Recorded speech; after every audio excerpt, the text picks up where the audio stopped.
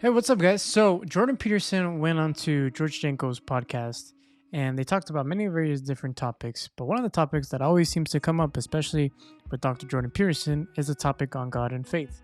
Now, he's currently on a book tour called We Who Wrestle with God, so go ahead and check it out.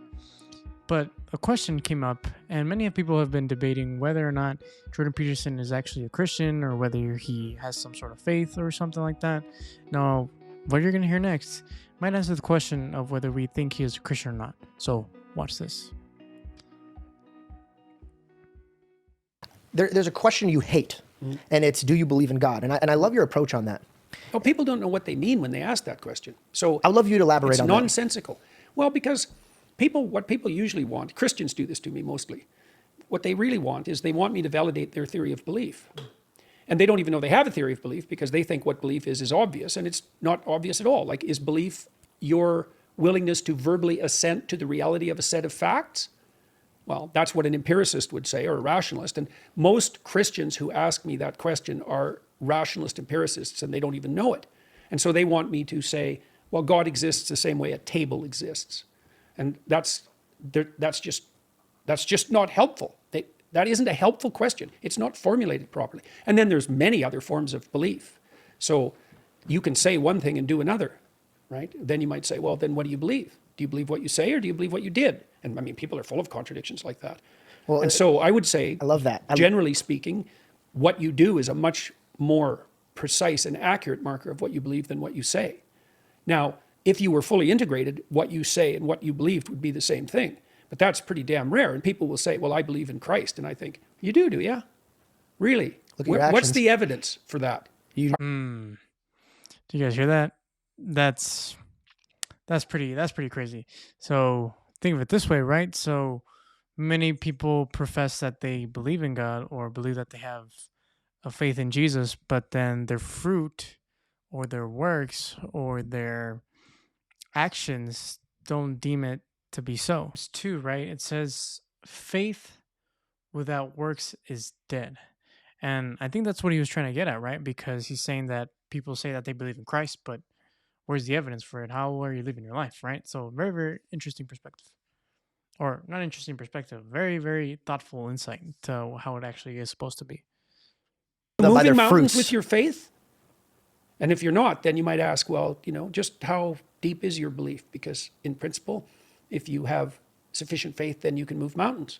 And so, and is that literally the case?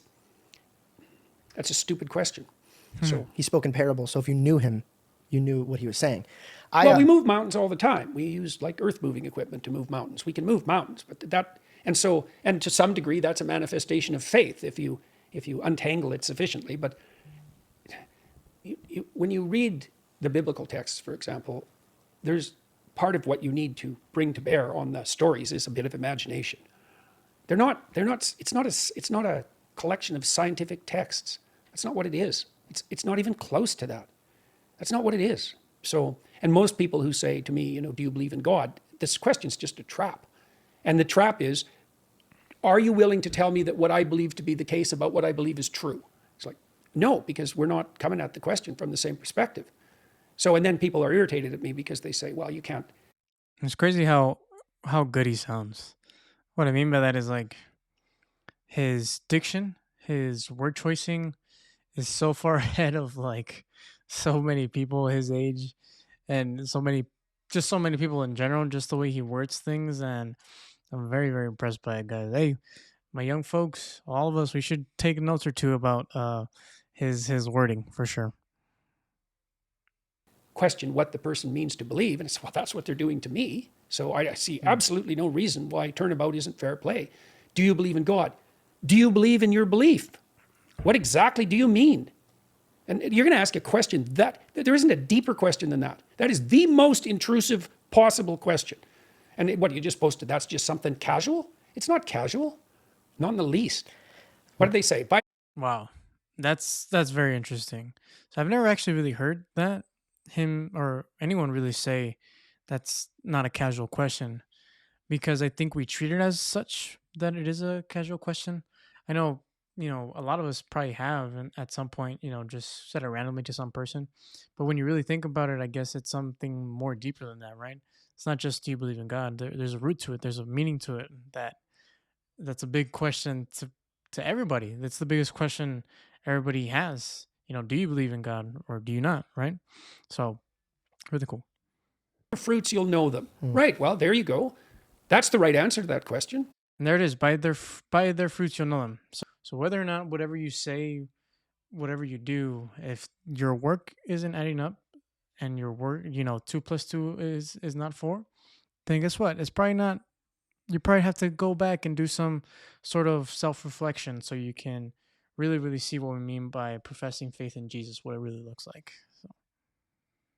I was sitting and I'm praying. I'm like, God, like, I know that question is pointless, right? Because obviously by your works, I know that you know that there's a creator out there and you're doing in every decision you can to not only please him. I don't know if he's out there. Not sure exactly where he is. Well, okay, fair. But so I was praying on it. And they're under the bed. There's the question, and it came to me, and this is it. This is the question that I would replace that question with. Mm-hmm. So here's the question. Here's where it all goes down. Watch this. Do you love Christ with all of your heart? Probably. Oof. Now, before he answers that question, we play it. Do you love Christ with all your heart? Not. That's a hard stunt to pull off. He says probably not. It's a hard stunt to pull off. Isn't that the truth? How many of us have had such difficulty with loving Jesus with all our heart? Right? Every day, too. Every day. And it's a hell of a demand. Do you love your daughter with all of your heart? Same question probably, same objection probably applies. Like, none of us are unblemished vessels. So, no. Does that mean I'm not trying to? Well, probably to some degree it means that. That's partly what in the Gospels Christ says, not people were calling him good. And he said, why do you say I'm good? That's right. There's none but God who is good. Well, but he's patronizing them. Yeah. Because they were patronizing him. It's not only, he may have been patronizing them, but to a point, with a point in mind, and not only that. My mom used to always say, the only person you should look up to is Christ and the way he moves. And he was never disrespectful. The worst thing he ever did to somebody is let them go their own decisions. And I found that to be very powerful because you could really take down anything in your life without being evil. To be strong is to put the armor of God on, from my perspective, right? All right. So he said, so let's go back to that question, right? He says, probably not. George asked him, do you love Christ with all your heart? And he says, probably not. Right? But then it makes you think, well, what about all of us? Do we actually love God with all our heart? Do we love Jesus with all our hearts? Probably not. Because we're all people, right? We all have things that we're not supposed to be doing that shows the complete opposite of it. And I love the way he answered the question. Now, a lot of people keep asking, well, does he believe or not? And I think this next portion that I'm going to show you really answers that question. It really does. So we're going to go and skip to almost the very end of the podcast. So if you guys want to check it out, I'll go ahead and link down below. And in this section, George asked Dr. Jordan Peterson, he asked him, how do you pray? Now, let me ask you a question. Why would you ask someone who doesn't believe in God, is going in between the lines about God, why would you ask him, how do you pray? So watch what he says. Yeah, that's a good point. Thank you. So, how do you pray? Are you asking for instructions or are you asking for me personally? Both. I want to know how a doctor in your position, because I feel like not only are you good with your words. First you confess. Yeah. Okay, so let's walk through that. Do you start by confessing? You have to. Notice how he says confessing. The fact that he even answered this question kind of goes to show us what he actually believes, I would say, right? Now, of course, I don't know for sure, guys. I'm not going to be out here pretending and speculating that this is for sure because we'll never know, right? But, I mean, sometimes the facts are the facts. Sometimes the evidence is the evidence, right? So the fact that he said, how do you pray? You confess first. Kind of goes to show you that he probably does pray. So God willing, hopefully he actually does. And he actually believes. Okay, because you said that asking even a question is a form of That's confession. right. Good. That's right. That's exactly why. That's exactly why. Well, so if you have to be if you're humble. in the podcast, if you're in a podcast and something comes to mind that you don't know, the question is a confession. The question is, I don't understand that. That's an admission of ignorance. Okay, so now in a conversation, if you admit ignorance, then in theory, an answer will be delivered to you. That's what you're hoping for, because okay, so it's the same thing psychologically or spiritually. Like once you admit that you have the insufficiency, and you do that on your knees, which means not only do you admit the insufficiency, but you admit that you admit the insufficiency, and you indicate simultaneously that you would like it rectified.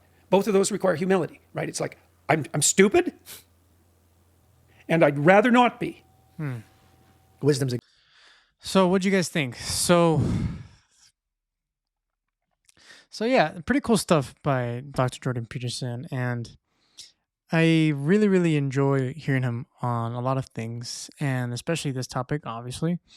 And yeah, you know what, guys, I don't know how he's going through this, what on his mind is. I'm not aware of him that he actually goes to a church or something, or not that I know of. At least correct me if I'm wrong. Comment down below if you know for sure that he does go to a church, but I don't believe he does. And because of all these things and these topics, man, and a lot of people that he influences is going to be very, very important to, the kingdom and to just people in general that he could save if eventually he comes out with this profession of faith in Jesus and stuff like that. So I hope to God that maybe one day he will, because that will create a big, big impact one day, and I can't wait to see where it goes. I'm a huge fan of his, and yeah, let's see where he keeps going. But that's it for today, guys. Thank y'all for watching.